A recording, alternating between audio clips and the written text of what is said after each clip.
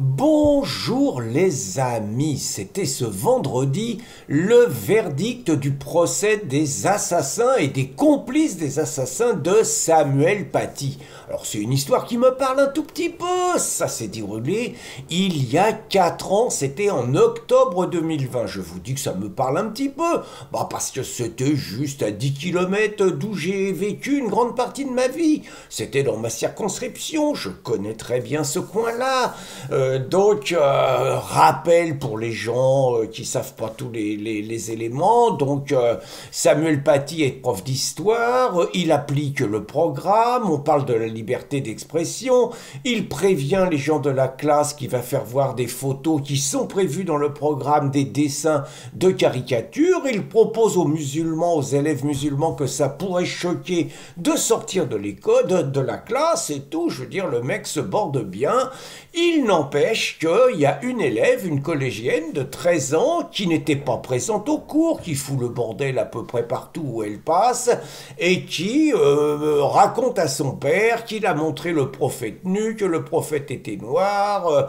Elle monte un turbin, un mensonge. Le père, qui est un islamo, va foutre le souk à l'école, dit que ça va pas se passer comme ça, qu'il va revenir avec du monde.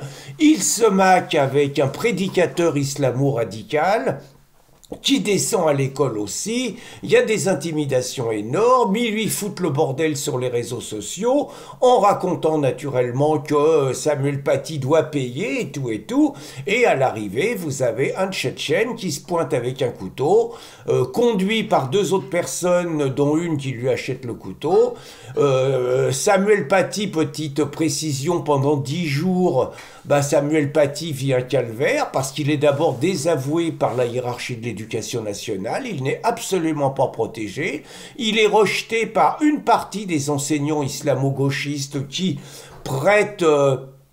prêtent une oreille attentive aux propos des islamos et qui lui reproche d'avoir fait ce cours qui était juste prévu par le programme de l'éducation nationale.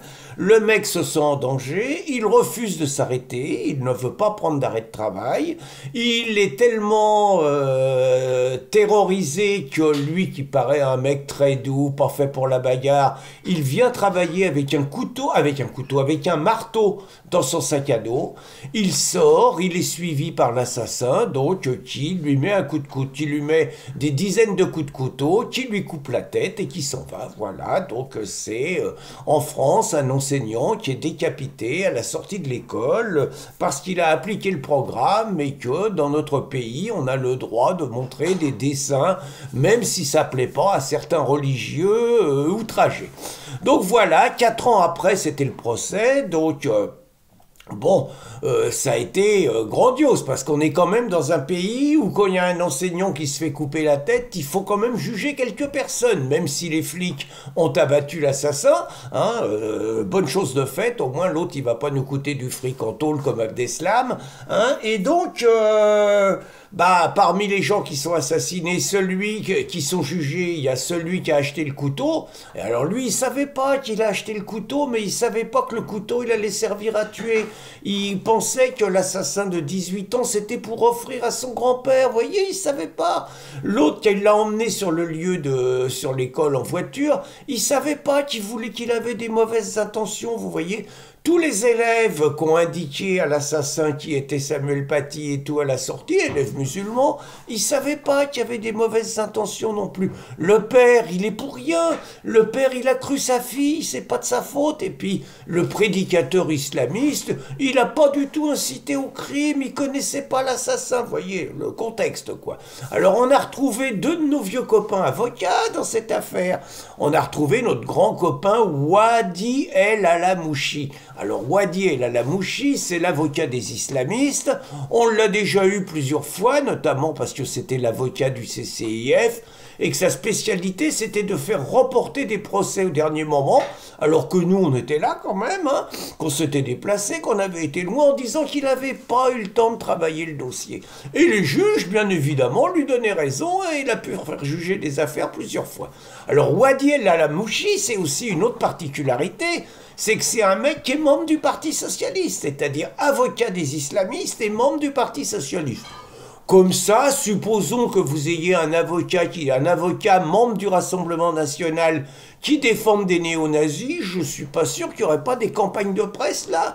Avec la gauche, il n'y a pas de problème, tout va bien. Puis on a retrouvé aussi notre grand copain Franck Berton. Alors Franck Berton, c'est un mec qui se dit libre penseur, qui se dit de gauche, et qui a défendu Salah Abdeslam. Déjà, hein. Et là, donc, il défendait donc le prédicateur islamiste.